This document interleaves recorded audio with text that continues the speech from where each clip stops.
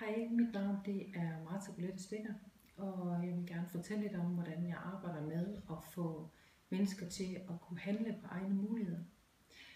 Jeg har i godt 15 år arbejdet som coach og underviser, og har arbejdet særligt meget med ledige og studerende, og været optaget af, hvad det er, mennesker de kan gøre for at komme derhen, hvor de brænder, hvor de kan finde ud af, hvad er det egentlig, de drømmer om, brænder for, og hvad er det så, de skal gøre. Jeg tror på, at hvis man for eksempel er ledig, så handler det ikke så meget om at få et job. Det handler i højere grad om at finde ud af, hvem er jeg, og hvad kan jeg, og hvad vil jeg. Så det handler om, at hvis man arbejder med ledig, at man så ikke skal få folk i job, men faktisk finde ud af, hvordan kan de realisere deres potentiale. Jeg tror, der er sådan 3 steps, som man kan arbejde med, hvis man gerne vil gå fra at måske være ledig til at komme i job eller blive selvstændig. Og det samme som hvis man er studerende. Og det første det er, at man er nødt til at opnå en bevidsthed om, hvem er jeg, og hvad kan jeg, og hvad er det egentlig, jeg vil. Det kan man fx gøre ved at arbejde med en succeshistorie. Altså kigge i fortiden og se på, hvad var det egentlig, der var til stede for, at tingene de lykkedes for mig. Og så kan man finde ud af, hvad er det for et mønster, som man så skal gentage ind i fremtiden.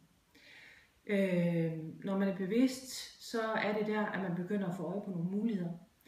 Og det kan man gøre, eller de her muligheder, de er åbenbare sig, men man kan også bruge en metode, som jeg har arbejdet med, der hedder Dreamboard, hvor man kan visualisere, hvad er det egentlig, jeg drømmer om, hvad er det egentlig, jeg brænder for. Og det kan man enten gøre ved at tegne, eller man kan gøre det ved at lave en collage. Og så kan man se, hvad er det egentlig, jeg er opmærksom på, hvad er det, der fylder i mit liv, hvad er det for nogle drømme, jeg har.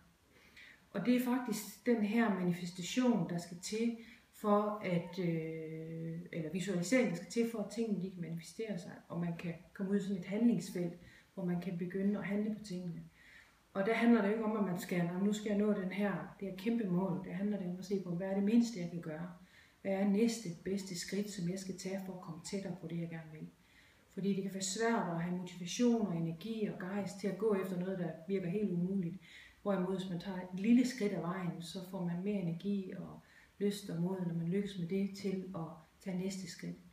Og det tror jeg, det er noget af det, som er essensen, når man arbejder med at skabe bevægelse og udvikling i ens liv, uanset om man er ledig eller er i job eller man er studerende.